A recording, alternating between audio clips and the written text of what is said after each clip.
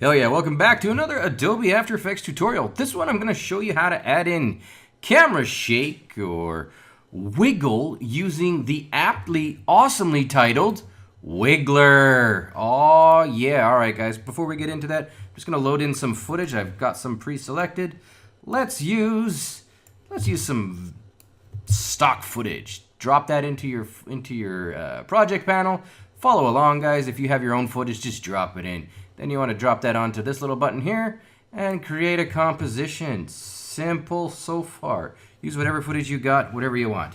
All right, now when you look through here, you'll see we've got a nice, we got some cool action going on here. We got a nice scan pan, whatever you want to call it, of Las Vegas. But we want to add in some camera shake or some wiggle or some, organic movement. So to do that, really all you need to do is first step, go to Window, drop it down, and then click on the Wiggler. Oh yeah. Open up the Wiggler, and there it is. Here's where it loads for me. This is what's open. Its effect panel is open here, pardon me. I don't know where it is for you. Now you've got two options. You've got smooth and jagged. Let's go with smooth for now, but again, both work pretty cool. And well, you're gonna notice something. You can't just drop it onto your timeline. Unlike other effects, for example, like you have various wiggle effects, this doesn't work like that. So let's just go in and show you how it does work. Now, first thing you'll notice as I scan through here, there's no wiggle. There's just a nice little pan. So there's no real camera motion other than that. So we're gonna go ahead and do some stuff. First thing you need to do is you want to add a position wiggle. Now, to do that, this is a little different, but what you need to do is you need to create 2 or more keyframes. And the reason why is because the Wiggler actually adds in camera motion between keyframes. It doesn't apply it to the whole thing, it only applies it to the keyframe. So in this case, I'm going to go to the end of it and then add in a keyframe at the beginning, which I did by hitting this button here, and then scan, and then I went right down to the end, and I'm going to add in another keyframe using this little button, which is add or remove keyframes. Now we've got 2 keyframes. You still notice when I click on it, it doesn't allow me to apply this. This is on purpose. Now you need to go ahead and select the keyframes in order for them to get, in order for you to be able to apply the Wiggler. So click on that one, and then I hold Shift down, and then I click on this one, and now you're going to see the Wiggler on the right side. Well, it's now can be applied.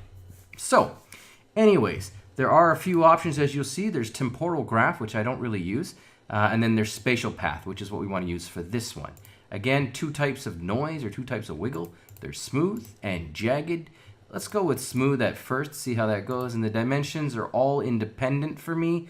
But again, you're going to notice that you can just, mess with the x-axis or the y-axis, or you can do them all the same, which doesn't make too much sense to me, or all independently. So it's just sort of random addition independently. So we've gone ahead and created these position keyframes. Now we're going to apply the Wiggler. Now, I've got it set to magnitude 20, and this is probably more than you're going to want to apply naturally, but this is just to show you what it looks like.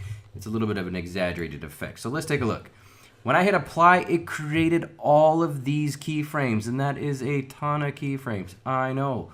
Let's go back to the beginning, and now watch it.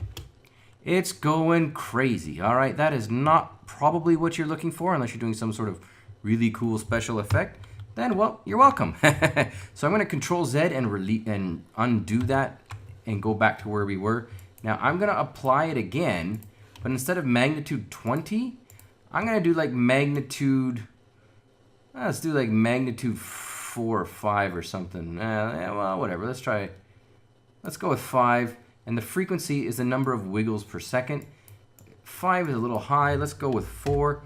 And let's just see what we get on this. All right, here we go. Applying it. Okay, a lot less keyframes, as you can tell. And let's just see what this looks like.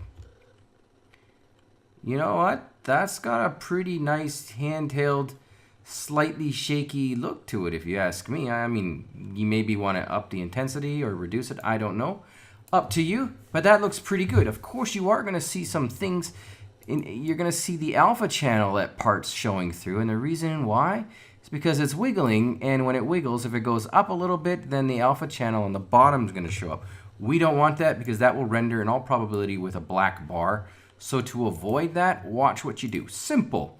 Scale this up a little bit so it's sort of zooming in a bit so that the alpha channel doesn't shake through. And as we go through here, that's actually scaled up a little more than it needs to be, but that's okay. So let's just scan through this now. Okay, we got some pretty cool handheldy look to it, if you ask me. Maybe we could actually up the magnitude a bit, but whatever. You guys get the point. Season it to taste. The other thing you may want to consider is adding in a very slight wiggler rotation as well. This is only rotating or wiggling the position, but sometimes when you're doing stuff, the camera rotates, so I would go ahead and do that too. I'm going to create a keyframe at the beginning, and then I'm going to create a keyframe at the end. Click. And now I'm going to shift click on both of them, and I'm going to add some wiggle. Now, the magnitude, you want to really scale back on this because the rotation can get pretty cuckoo pretty quickly. So let's just see what 1 looks like and go with that. All right, let's give this a snap on. Applied. All right, what do we got? Okay, yeah, you know what? That sort of looks herky-jerky. That's not a real word, but it doesn't look quite right to me. So I'm going to Control Z and reduce that. I'm going to reduce the magnitude to like 0.4, just something small. Apply it. Now let's take a look at what we got. Okay, that, you know what? That looks pretty jerky. Again, guys, it really depends on what you're going for.